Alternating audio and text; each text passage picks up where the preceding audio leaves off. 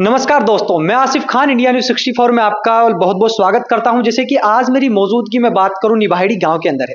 मेवात क्षेत्र में एक ऐसा प्रतिभाशाली बच्चा मेरे साथ है। मैं बात करूं फरमान मेरे साथ है कि उन्होंने 10th क्लास में किस तरह उसकी मेहनत रही। 93 परसेंटेज उसने हासिल की है, तो हम उनसे बात करेंगे कि किस तरह उसकी मेहनत रही थी। देखिए फरमान, आज आपको पूरे फिल्म स्कूल की तरफ से घर पे आके सम्मानित किया गया है, क्या कहना चाहिए? सबसे पहले तो मैं अपना गुरुजनों और पेरेंट्स का धन्यवाद करना चाहूँगा कि उन्होंने मेरा पूरा साल मेरी जो मेहनत है उसमें मेरा हमेशा साथ दिया। और अगर आप मेहनत करेंगे तो आपको उसका फल ज़रूर मिलेगा। जैसे कि मैंने फ्लोएम स्कूल से 93.67% मार्क्स प्राप्त किए हैं। वो सारी उसमें मेरे गुरुजनों और पेरेंट्स का मेरे बहुत साथ रहा है। उन्होंने मेरा हमेशा हौसला बुलंद किया। और इस संदेश यही है कि अगर आप अपनी मेहनत करोगे तो आपको लास्ट में जाकर उसका फल ज़रूर मिलेगा। देखिए फरमान, हम अपनी मेवात क्षेत्र की बात करें। देखिए अपने जो मेवात क्षेत्र है उसमें एजुकेशन का हम बात करें तो लेवल बहुत ही डाउन है। आप जैसी प्रतिभाओं का निकलना, क्या संदेश है आपके क्षेत्रवासियों को? क्या कहना चाहेंगे अपने मेवात क्षेत्र के लोग बाग बढ़ चढ़ कर एजुकेशन के मामले में हिस्सा ले, क्या कहना चाहेंगे आप? हमारा मेवात क्षेत्र आज के दौर में शिक्षा में देखो तो बहुत पिछड़ गया है।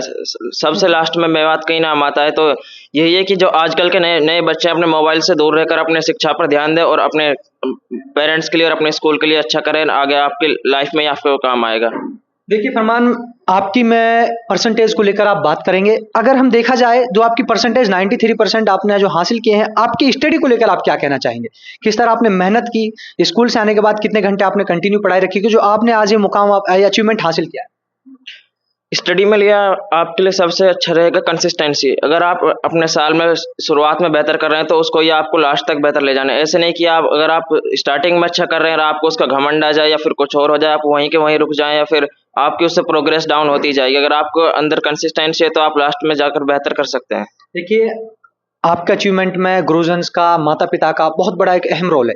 अगर मैं बात करूं पूरे स्कूल फिल्म परिवार की, भुवनेश सर, आकाश सर, पूरे स्कूल स्टाफ की मैं बात कर रहा हूँ, किस तरह आपको मोटिवेशन दिया कि आज आप इतना अचीवमेंट अच्छा हासिल कर पाए? हमें सर के द्वारा हमेशा प्रेयर में समय समय पर मोटिवेशन मिलती रही। जो कि जब क्लास में स्टडी में थोड़ा बहुत डाउन होता तो उसकी मोटिवेशन की वजह से वापस हम अच्छे लेवल पे आ जाते हैं। तो इनका श्रेय आप किन को देना चाहेंगे? जो आपकी परसेंटेज आपने जो आप हासिल की, किन को देने खास करके? अपने टीचर्स और पेरेंट्स को। देखिए जैसे कि बच्चे की जो मेहनत रही उसको लेकर मैंने जानकारी ली। अभी बच्चे के पिताजी मेरे साथ हैं, मैं उनसे भी बात करेंगे। देखिए जर्सी जी, देखिए आज बहुत बड़ा गर्व का पल है पेरेंट्स के लिए कि देखो बच्चे के द्वारा पूरे गांव के लोगों को गणमान्य सम्मानित किया गया। आपको मास्टर जी क्या कहेंगे? मैं यही कहूंगा कि जैसे मेरे बच्चे ने लगन और मेहनत से गुरुजनों का सहयोग से जो ये परसेंटेज प्राप्त करी है, तो मैं अपने मेव समाज के लिए यही संदेश देना चाहूँ कि इस बच्चे को प्रेरणा स्रोत मानते हुए ऐसे ही लगन से मेहनत करें। पढ़ेगा मेवात, बढ़ेगा मेवात। देखिए जैसे जी, आपने बहुत अच्छी बात रखी, लेकिन एक पेरेंट्सों को आप एक खास करके हमारे चैनल के माध्यम से क्या संदेश देना चाहेंगे? देखिए पेरेंट्स कुछ होते हैं कि बच्चे पढ़ने लायक होते हैं, लेकिन पेरेंट्स उन पर ध्यान नहीं देके कि वो बच्चे गलत लाइन में चले जाते हैं। उन पेरेंट्सों को खास करके क्या कहेंगे, किस तरह ध्यान रखें? सर, मैं इस पे यही कहना चाहूंगा कि हमारे जो मेवात में है शिक्षा का जो स्तर है वो इतना डाउन है कि जब भी कहीं भी स्कोर में देखते हैं तो मेवात फिसड्डी की श्रेणी में आता है।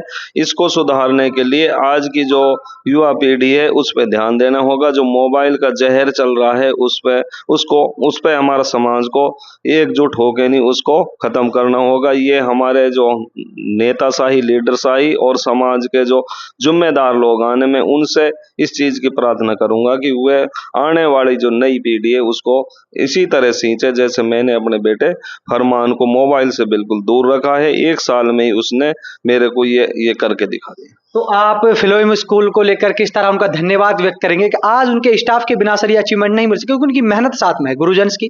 क्या कहना चाहेंगे सर? देखो, फ्लोएम में से इस फरमान का, मेरे बेटे का नाता बहुत पुराना था। मैंने इसको नर्सरी में किया था, फिर किसी कारणवश संसाधन नहीं आ पाए, यहाँ ट्रांसपोर्ट के साधन नहीं आए तो इसलिए स्कूल छोड़ना पड़ा। बीच में इधर उधर गया। बाकी फिर उसी फ्लोएम का मैं पिछले 4-5 साल से इसका जब स्कोर देखता हूँ तो हर बार 90+ मेरिट अपना फ्लोएम ही लाता है तिजारे में। तो इसीलिए मैंने अपने बच्चे को वहाँ एडमिशन कराया। और मैं पेरेंट्स मीटिंग में जाता तो बार बार मेरे को यही आश्वासन देते, गुरुजी बच्चा अच्छा करेगा। और मैथ के सर हैं, सभी ने मिलकर अच्छी मेहनत मेहनत करी और उसका आज फल मेरे सामने है। इसके लिए मैं पूरे फ्लेम परिवार को धन्यवाद देना चाहता हूँ। इस तरह आप सहयोग बना रहा। तो स्कूल से हम बात करें, भुवनेश सर हमारे साथ हैं जो लगातार बच्चों को एक प्रेरणा देते आए कि उनको मोटिवेशन देते आए जो बच्चे इस तरह का अचीवमेंट हासिल कर रहे हैं। भुवनेश सर देखिए, आज मेवात क्षेत्र में एक ऐसे प्रतिभाशाली बच्चे हैं जिसको आज आप सम्मानित करने पहुंचे, सर क्या कहेंगे बच्चे? बिल्कुल, निश्चित रूप से स्कूल का तो सहयोग रहता ही है, सभी टीचर्स पूरी टीम पूरे वर्ष पर्यंत मेहनत करती है, लेकिन जो माता पिता का जो रोल है इसमें बड़ा अहम हो जाता है। जहां अशिक्षा परिवारों में है, पेरेंट्स उतने समझदार नहीं है। मैं तो धन्यवाद देता हूं जर्सीत जी को भी कि उन्होंने अपने बच्चे को शुरुआत से इस तरीके से तैयार किया। छोटी छोटी जो कमियां समाज में दिख रही थी कि मोबाइल से बच्चे को समय पर दूर रखना है और ऐसे जगह पर जाने से रोकना है जहां जाकर के बच्चे के बिगड़ने के चांसेस ज्यादा रहते हैं, इन सभी चीजों से, बुराइयों से दूर रखने का जो प्रयास किया है वो निश्चित रूप से कारगर हथियार एक तरीके से साबित हुआ है इसकी सफलता में। और भविष्य में आप देखेंगे बड़ी अच्छी जगह पर जाकर के उन्नति करेगा, पूरे गांव समाज और पूरे क्षेत्र का नाम रोशन करेगा और इससे प्रेरणा मिलेगी आने वाली पीढ़ियों को, आने वाले बच्चों को कि ये जो छोटी छोटे जो बीच में कहीं हर्डल्स आते हैं कि परेशानियां आती हैं कि आप मोबाइल भटक जाते हैं अपने ध्यान से, मोबाइल्स को लेकर के, गेम्स को लेकर के और अन्य सामाजिक बुराइयां जो भी चल रही है उनको देख करके आप भटक जाते हैं। उस भटकने के रास्ते से जो अंतिम पड़ाव है जो वो है आपकी सफलता है। आप मेहनत करेंगे तो, अभी बच्चा कह रहा था, निश्चित रूप से मेहनत करेंगे